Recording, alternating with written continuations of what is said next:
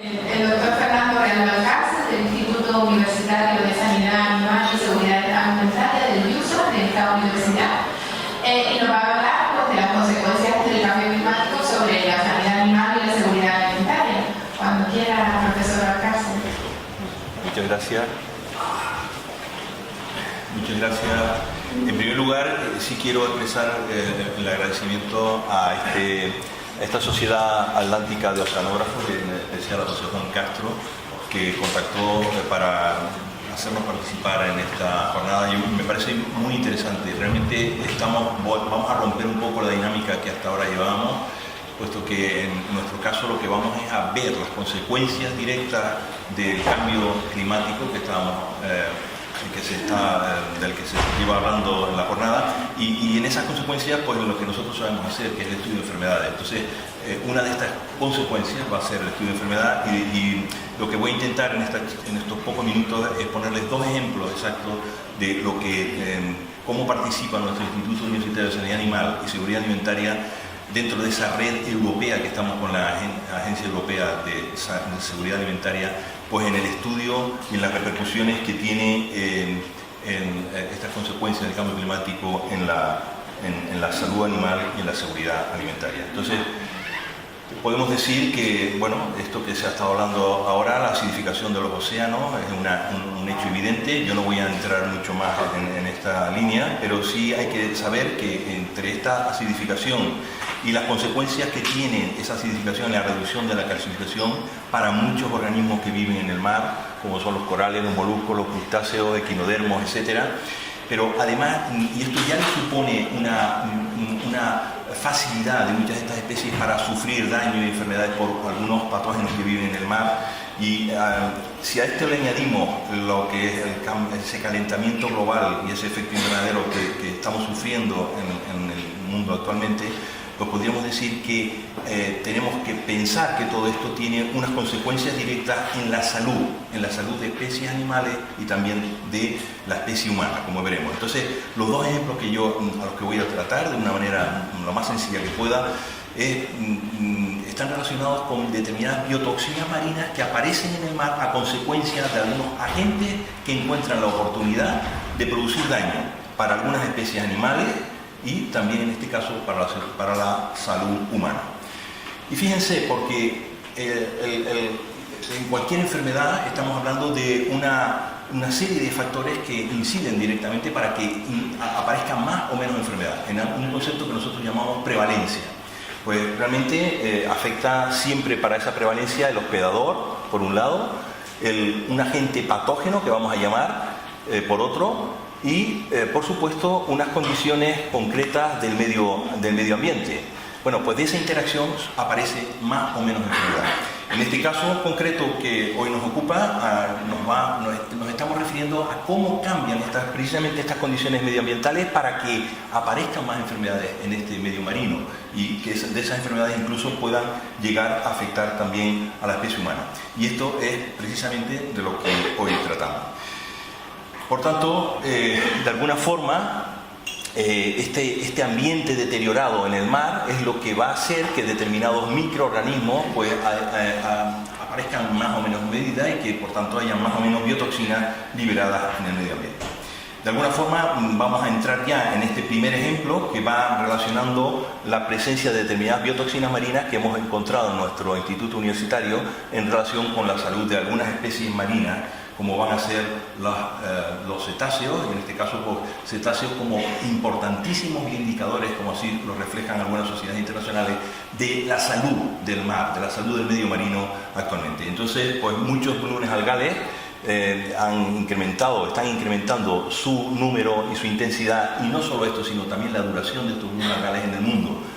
No solamente en las costas de Norteamérica, sino que está perfectamente documentado que estos volúmenes algales están produciendo una mayor presencia en el mundo. Y las consecuencias directas de estos volúmenes algales, y que tienen que ver con distintas causas, en muchos casos tienen que ver, por supuesto, con una eutroficación de los océanos, a consecuencia de un mayor enriquecimiento también que existe en el océano de muchos nutrientes. Pero esto hace que en algunos casos algas o microalgas que no estaban presentes en determinados lugares por un transporte por barcos, aguas de arrastre en los barcos, por ese incremento de temperatura y por, en muchos casos también, el propio incremento de esos nutrientes en determinados lugares, pues estas microalgas encuentren un magnífico papel para multiplicarse y producir estas biotoxinas y liberarlas en determinados momentos en el medio ambiente. Y estos son algunos ejemplos que hemos visto en estos mamíferos marinos que yo les quiero poner, pues que incluyen Karenia brevis, producción de breve toxina, Ocynodinium, Alexandrium y Pyrodinium. Son dinoflagelados en algunos casos que están presentes ya en aguas cercanas a las nuestras, e incluso algunas cianobacterias que son capaces de producir 21 compuestos diferentes, muchos de ellos enormemente tóxicos para especies que viven en el mar. Y este es uno de los ejemplos que yo quería ponerles, con animales que han varado en nuestras costas y que están siendo estudiados en nuestro instituto, y en algunos de ellos, pues estos delfines, que son de los últimos casos que hemos encontrado. Podrían ponerles muchísimos casos más, pero delfines en los que se encontró una gran presencia de esta breve toxina en sus contenidos estomacales, pero además de ello encontramos también peces que tienen una relación directa con su nutrición y que son los que han acumulado esa biotoxina, que al final terminan produciendo un daño irreparable, en muchos casos produciendo la muerte directa de estos animales y por tanto causa efecto. En este caso sería la relación directa de la causa de la enfermedad y la enfermedad con la muerte directa de estas especies. De alguna forma, nuestra colaboración está con distintas organizaciones: la Organización de las Naciones Unidas para la Agricultura, la FAO, la Organización Mundial para la Sanidad Animal, la OIE, la Agencia Europea de Seguridad Alimentaria, en la que estamos integrados absolutamente en su red, la Organización Mundial para la Conservación de la Naturaleza y la Comisión Ballenera Internacional, con la que nos permite ir actualizando todos estos datos y seguir estudiando pues cómo este medio marino se deteriora, en este caso con un efecto directo, como decía, en la salud de los animales. Pero no me quiero entretener demasiado para pasar al otro ejemplo que voy a dar, de los cuales voy a dar algunos datos más. Y son las biotoxinas marinas y su papel en la seguridad alimentaria. En este caso lo que nos interesa es el papel del medio marino acumulando esas biotoxinas, pero solamente en determinados momentos estas biotoxinas aparecen en la salud de las personas, y veremos el porqué. Y es que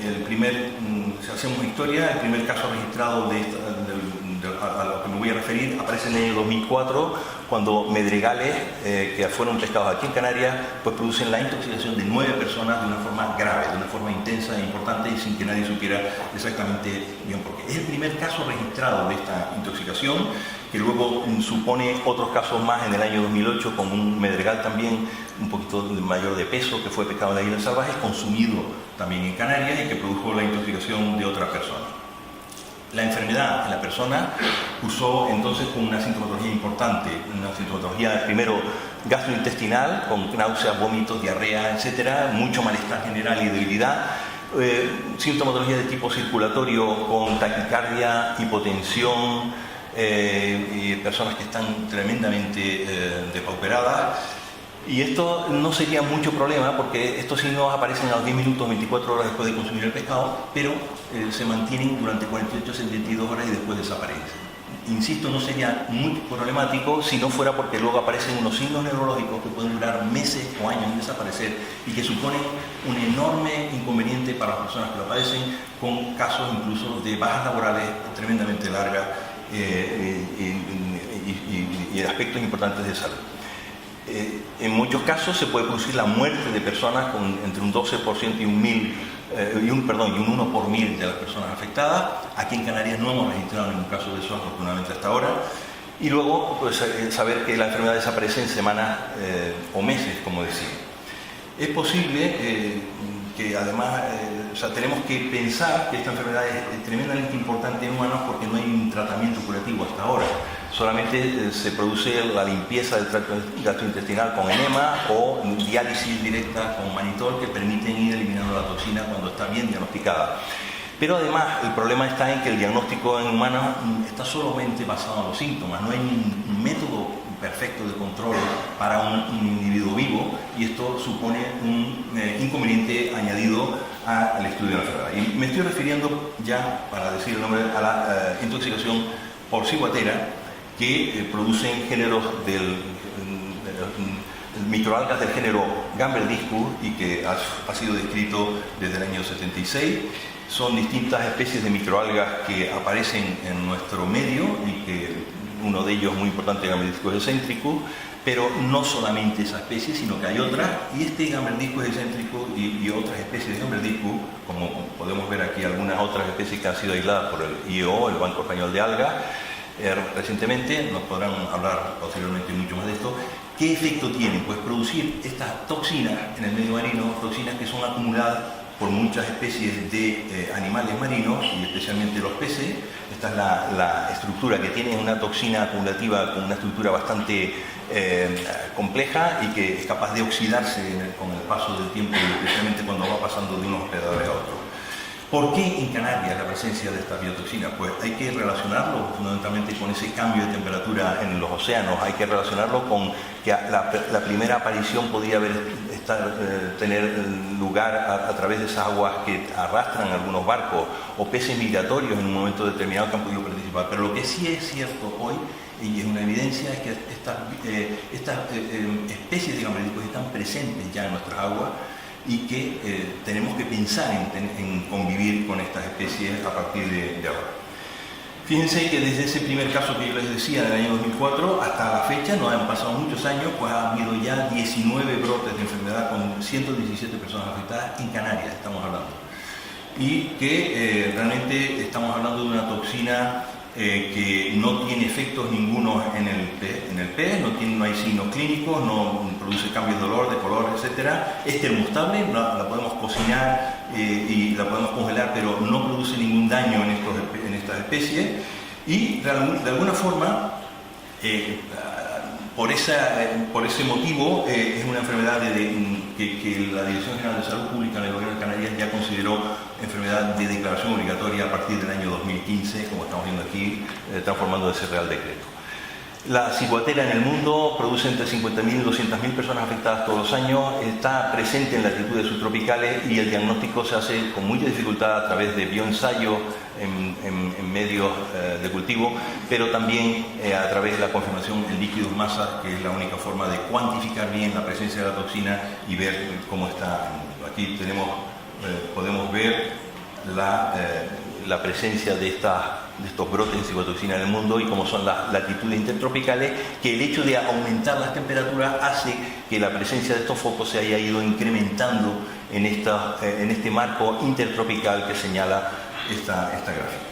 Realmente hablamos de una toxina que se acumula en la cadena trófica, como decíamos, y que por tanto se produce la microalga, pero luego está siendo consumida por otros peces, que son los que siguen acumulando la toxina sin que ocurra nada en ellos y finalmente terminan en la especie humana. La forma en la que se trabaja en el mundo con esta enfermedad es, bueno, en muchos casos no consumamos peces y ya está, hemos terminado con el programa. Pero esto no sería, no es muy posible hacerlo cuando existen otros métodos alternativos. ¿Cómo trabajamos desde el IUSA y cómo nos hemos implicado en esa transferencia de conocimiento en este campo? Pues estamos fundamentalmente trabajando en colaboración con un programa de control con el Gobierno de Canarias desde el año 2009 que se puso en marcha en Canarias para proteger al consumidor de aquellas especies de riesgo y con unos peces determinados. Y luego participando en un proyecto europeo, que es el proyecto Rosigua, que lo que va a medir el riesgo de la intoxicación por ciguatera en Europa. Lo está midiendo y vamos trabajando en esta red europea que decíamos antes frente a esta enfermedad. De alguna forma, en el programa de control oficial, pues se toman determinadas especies de pescado que nos permiten pues, medir esto y con estas especies pues simplemente se toma la muestra y si la muestra es positiva o negativa, si es positiva directamente se elimina la posibilidad de que entre en la cadena de consumo, mientras que todos los negativos pues se liberan. Recibimos muestras de todas las islas, prácticamente de todas las cofradías de pescadores que existen en las islas, recibimos muestras del IUSA y de alguna forma algunos datos para que tengamos en cuenta sobre la prevalencia de la enfermedad, pues especialmente en medregales con un 11,4%, estos son datos del año 2017, 25,6% en mero, en petros un 4,3%, una prevalencia media del 10,2% en aquel año que es variable según la época y los años. Pero si nos vamos a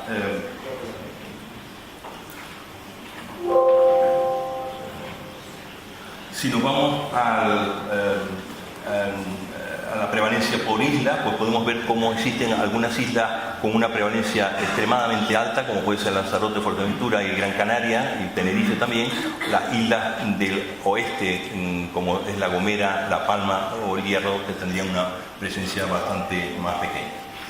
De alguna forma, nuestra presencia en el proyecto europeo, a través del gran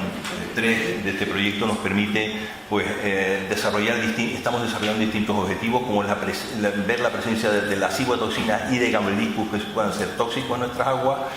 ver cuál es el riesgo de estas especies de pescados, especialmente con determinados pesos que puedan tener, y por otro lado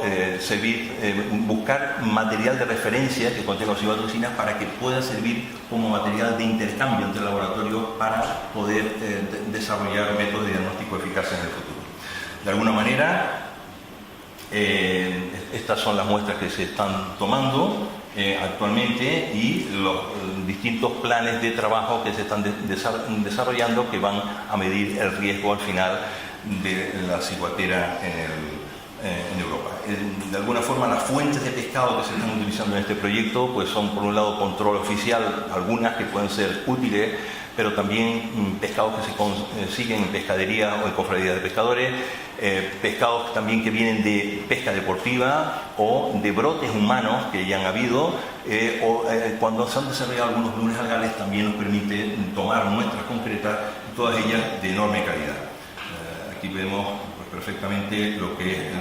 el control oficial, o las muestras de pesca deportiva, que nos dan datos que serían muy difíciles de conseguir si no fuera gracias a la colaboración de muchos de estos pescadores, y por supuesto las muestras humanas, que son de mucho interés, aunque realmente en muchos casos pues ya nos falta gran parte de la muestra, pero nos permite comparar niveles de toxina presentes en estas muestras con respecto a animales que viven en el mar y donde no ocurre absolutamente nada. Estos son los participantes del proyecto, y de algunos datos, simplemente ya con esto voy a terminar, que podemos confirmar algunos con los resultados, que Canarias está en una zona endémica de ciguatera actualmente, que está en expansión. Se han identificado distintos factores asociados con la probabilidad de contaminación por ciguatoxina en peces capturados. Estos factores serían la especie, el peso, la isla de captura o el periodo de captura, y que existe un gradiente de riesgo que ha sido obtenido fundamentalmente para el medregal, considerando el peso, la estación y la isla de captura. Y de alguna forma en estos datos podemos ver cómo existe esa relación clara para el medregal, no tanto para el mero, donde realmente en el mero la única relación estadísticamente significativa sería la isla en la que estos meros han sido pescados. De alguna forma, todos estos datos pues nos ha permitido publicar todos estos datos en una revista que pues es un Q1 que ha salido recientemente, y nos va a permitir continuar aportando datos en revistas similares en los próximos años. La conclusión, y con ello termino, sería que nos tenemos que acostumbrar. Han cambiado mucho la situación con respecto a hace años. La presencia de las ciguatoxinas en Canarias tenemos que acostumbrarnos a que cada vez va a ser más presente. Junto con las ciguatoxinas aparecerán otras, y también tenemos que pensar que se incrementa el número de especies afectadas y las consecuencias de estas biotoxinas en el medio marino, tanto para las especies animales como para la especie humana. Y ya está. Y con esto, para no pasarme de tiempo, pues con una pequeña representación de nuestro grupo, porque no están por supuesto todos los que, pero les doy las gracias por